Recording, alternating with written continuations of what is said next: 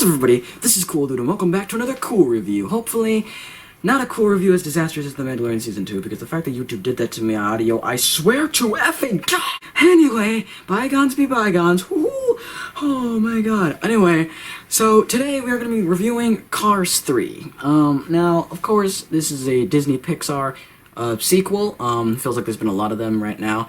But, you know, everyone knows Cars 1 is meh. It's like meh. Okay, I know a lot of people like it, some people think it's bad, I just think it's meh. Cars 2 is Pixar's abortion, and Cars 3 is often considered to be the only good Cars movie. What is my thought on it? It's not, I mean, by this series, yeah, I guess it's the best, but it's still not good.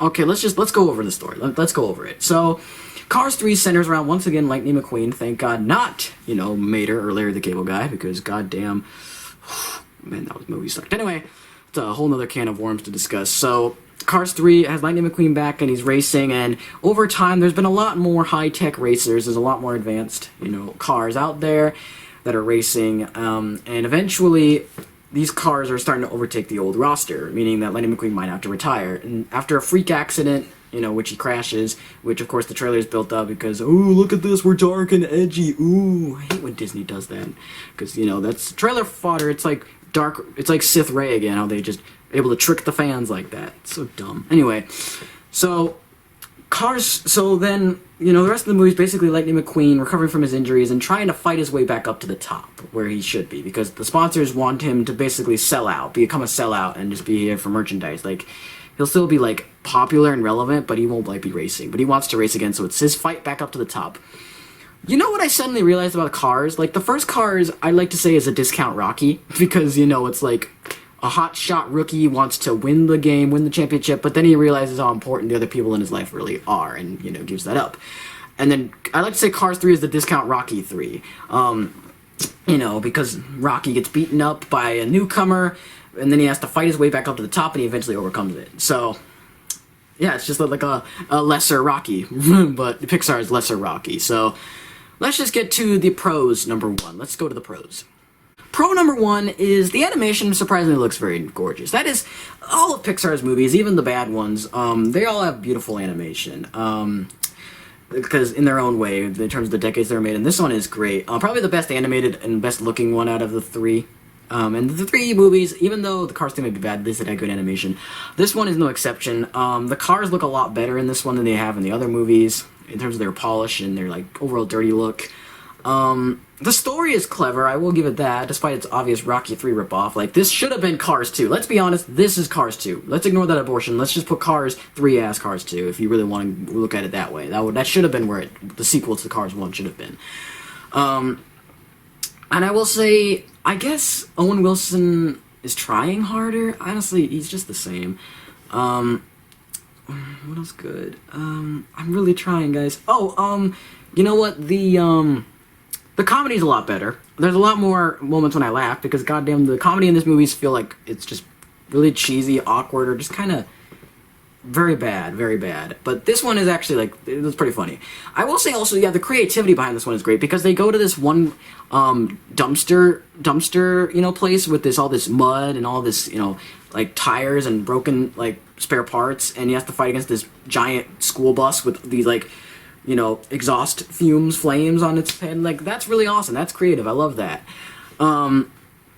But, unfortunately, this movie has more cons than it does pros, in my opinion. Like, sure, it's the best one of the Cars movies, and I'd say, out of all of them, this is the most watchable. But it's just, it's still not good. It's still a Cars movie. So let's get to the cons real quick.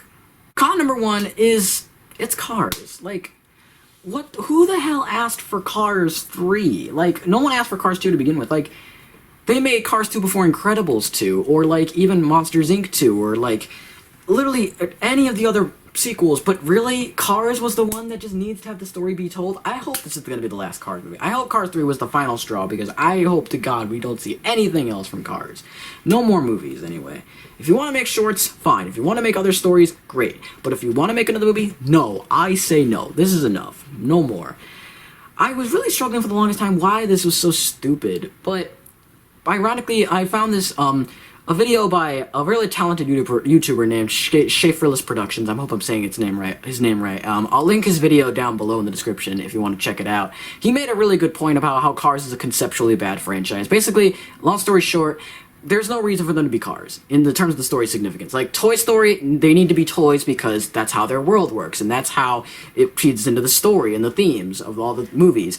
This one, there literally is no reason to be cars. This could have been humans, this could have been dogs, literally anything. Like I said, it's a lesser Rocky, so it's basically like this story could have been told without cars. There is no reason for them to be cars. And I think in many ways, this just limits the possibilities for the movies. In terms of making them cars, like, sure, I guess it could be a fun visual thing, but what else could they be done with cars? Like, what jokes could we make about cars? What insight could we make about cars? I sure hope I won't have to give away my race car. Whoopity whoopity. Who cares? Like, it's just, that's just main reason why this still doesn't work. None of the Cars movies work because of that reason. Con number 2 is that it's really just pointless. Like, it's just, this movie has really no reason to exist other than to make money.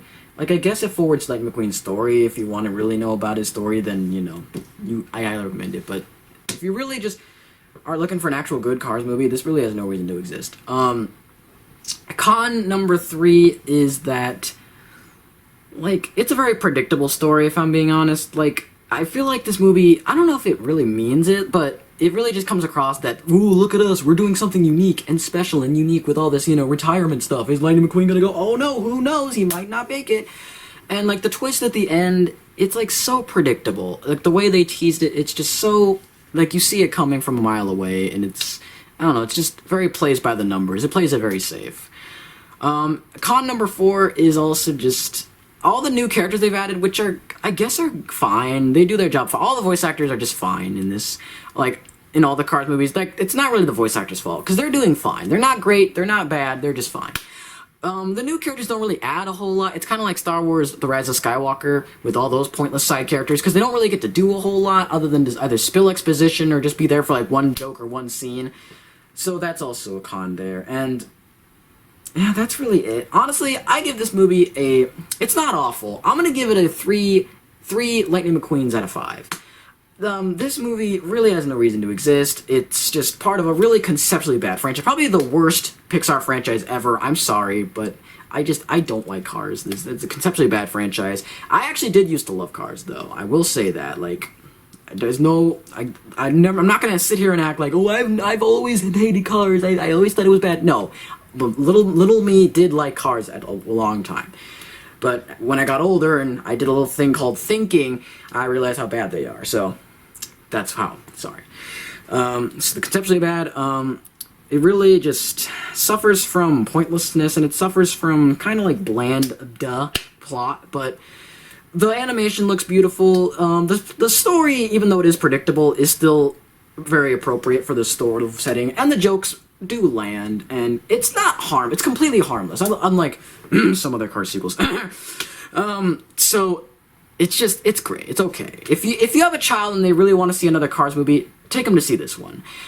If you want to see like another Cars movie like without much thought or effort, go watch Cars 3. But if you're looking for like a Cars movie that's actually like good, like not just by the Cars standards, but actually like up there with like Pixar's all-time best movies, you're really not going to find it with Cars 3. So that's my final verdict. And guys, that's going to wrap it up for this video. Hopefully you guys enjoyed it. Let me know what you think of Cars 3 down in the comments. I know this movie's like a year old, but still, just thought I'd talk about it here. And until next time, guys, stay cool, and I'll see you in the next video. Bye-bye, y'all.